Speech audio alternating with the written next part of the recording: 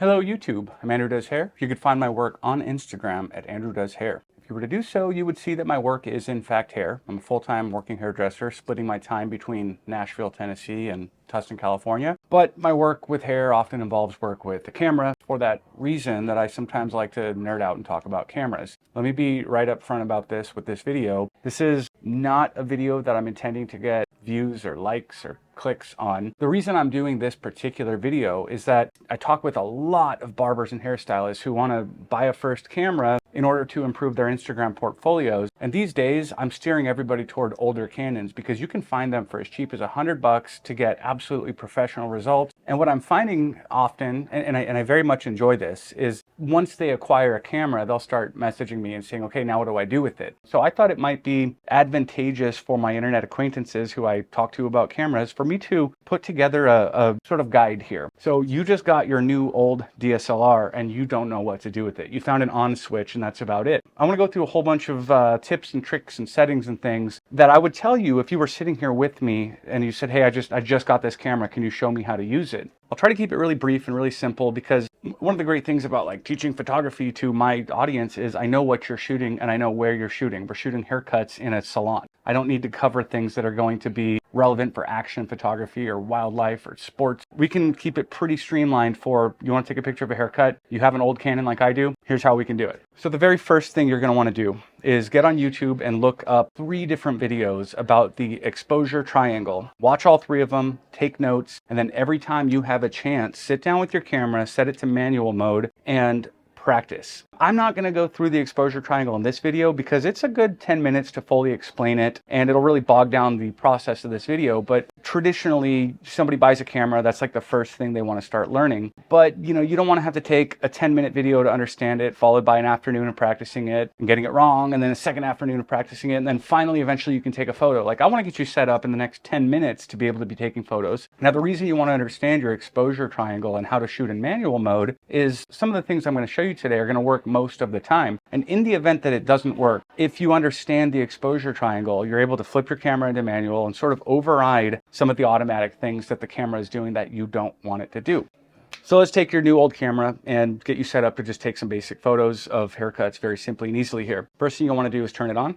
Power switch is all over the place on the different models. On this Canon 5D Mark III, it's on the top left here. I think most Canons have it there. Some of them have it on the back here. Just look around for your on switch. The first thing you're going to want to do is find your mode dial. Usually it's on the left side of the camera. Sometimes it's on the right side of the camera, but it's got all these different letters on it. M, AV, TV, P. What you'll want to do is set that to AV. And what that stands for, I think on Canon cameras, AV stands for aperture value, but the term for it across all brands is called aperture priority. So what the aperture is how big the opening in the lens is as you take the photo. And essentially that dictates how much light is going to go through the lens into the camera body. But the other thing that the aperture affects is how much of your image is in focus. The lower your f number or aperture is, the more blurry your background is going to be. And the higher that number is, the more sharp and crisp and punchy your photo is going to be. So in aperture priority, we're making that setting a priority and we are deciding that setting. However, the other settings involved to make a correct exposure, the camera will decide for you. The camera is going to decide your shutter speed. And if you press the ISO button or press the Q button and look for ISO, or press the menu button and look for ISO, if you find ISO in your camera, set that to auto. So at this point, the camera will decide your ISO, which is the sensitivity to the light, like the gain essentially that's going to the sensor to decide how bright it should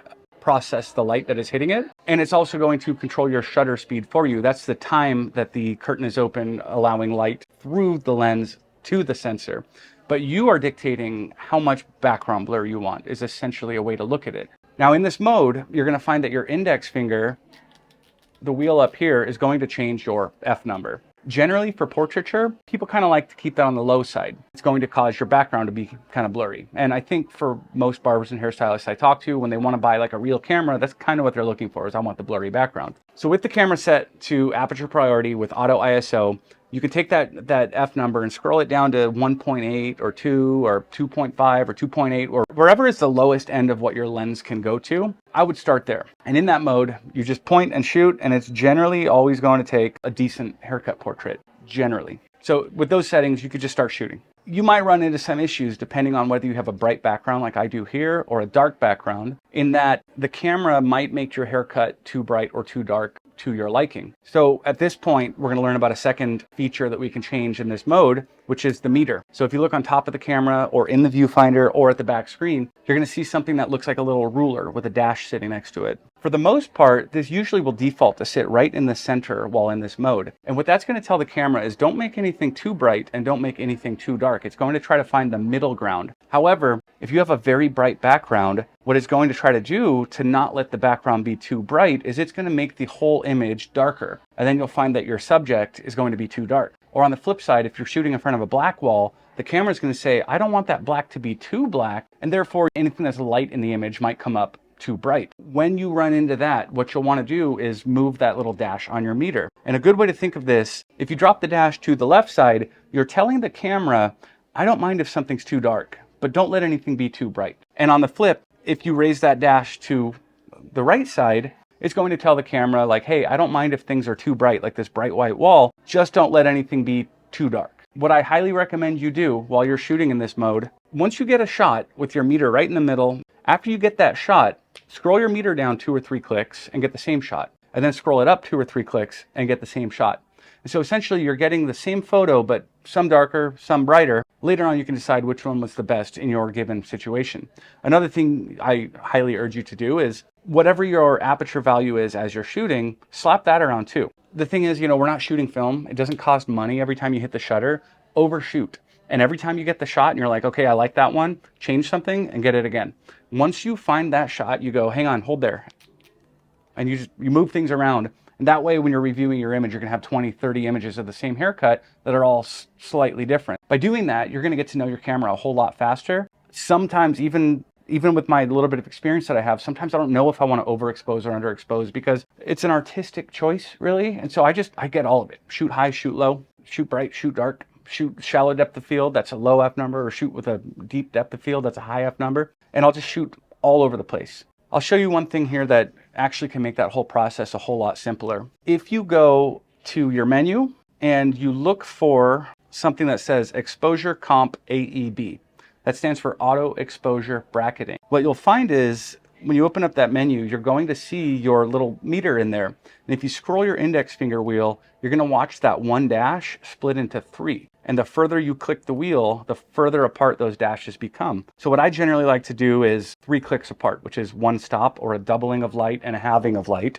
And when you accept that, you'll then see on your meter, there's no longer a dash. There's 3 dashes. After I do that, what I like to do is go to if you have a button on top of your camera that says drive, you can go to that. And what you could do is change that to continuous, which means when you hold the shutter button, it's going to take photos rapidly. In this mode now, with the exposure bracketing turned on, having 3 dashes on my meter and having the high-speed continuous shooting on, what I'm going to do every time I take a photo is actually take 3 photos. I'll hold the shutter button. It's going to take 3 photos and then it's going to stop.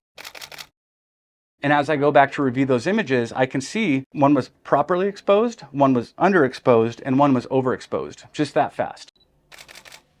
This is how I shoot when I'm just not sure about the light. I just do bursts of 3. That is a great way to get learning as well. And again, if you're running and gunning, you got to shoot this haircut super quick because your next client's coming in, just turn on your auto exposure bracketing and shoot 3 of everything. So that's how you want to shoot haircuts, especially like when you're not very confident. You don't want to just get like the one shot and hope that it was right. Like just get a million shots. Just bracket everything, shoot in bursts of 3 with your auto exposure bracketing turned on. So for the most part, that's pretty much all you need to know to go out and get photos of your haircuts. But there's a little bit more I can tell you about stylizing the images and some of the other settings that are going to come up on your camera that might be important to know. I want to start off by talking about the difference between RAW and JPEG. I'm not going to go super deep into it. On a very shallow surface level here, if you intend to edit your photos, set your camera to RAW. It doesn't mean it looks better. RAW doesn't have like a higher level of detail, but what it has is more information. With RAW files, it'll save individual pixel data for each pixel. And although to our eyes it might look the same level of black, as you start to raise it up, the camera's going to know like, no, those are like a half a shade apart, and it'll retain a whole lot more detail. And so in general, in a nutshell, if you're going to edit your photos, shoot RAW. Those raw files, they're not ready to post. They're not going to look necessarily better out of camera. They actually usually look worse if you just try to use it as is. It requires some processing or editing to make it look pretty. When you do go to edit, you will be glad to have that extra detail. If you're not planning on editing, and I barely edit my photos these days, you'll want to set your camera to JPEG. On these Canon cameras, it doesn't say JPEG, it says S, M, and L.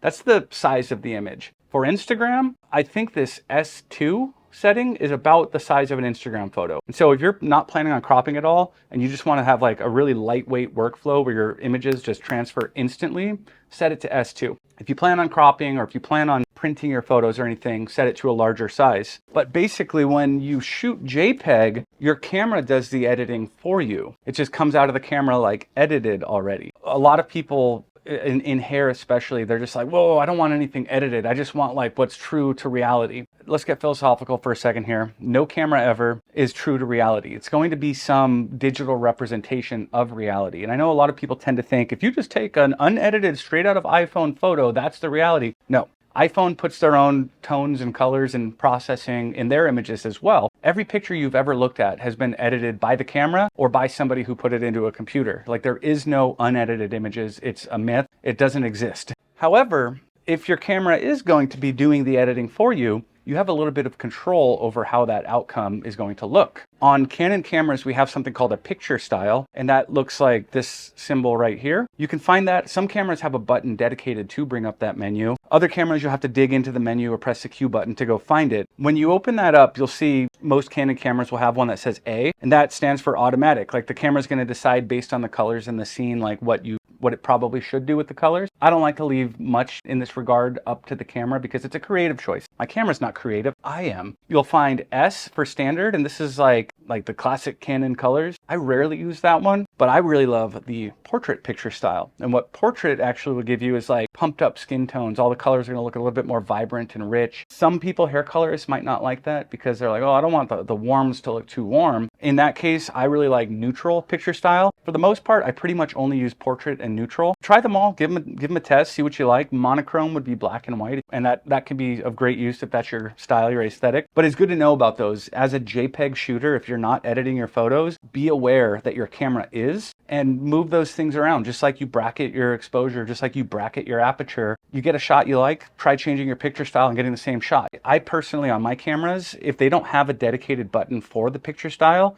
I program one to do that. For me, like, again, I'm a JPEG shooter. Like, I don't like editing my photos. It just feels like work to me. And so I slap that picture style around like all the time. And then the one last thing that you might want to know something about is your white balance. On some cameras, you have a dedicated button on top for that. I think the 6D doesn't have that and the 70D doesn't have it. And that bugs me about both of those cameras. But the 40D has a white balance button and the 5D has a white balance button. What white balance is a global correction across the entirety of the image for the color of the light in the room. If you're shooting under yellow lights and you don't want them to look yellow in camera, you adjust your white balance so that the camera will record the universe a little bit more cool than it otherwise would. And this can make your yellow lights look white. But what happens, because it's a global correction, it can't just correct yellow without also correcting white, is it's going to make white light in the room look blue. And so what I personally like to do is just set the camera to daylight, and I almost always just leave it there, because if I'm shooting under yellow lights, it just is what it is. It looks yellow because I'm shooting under yellow. In some cases, when that gets to be a bit much,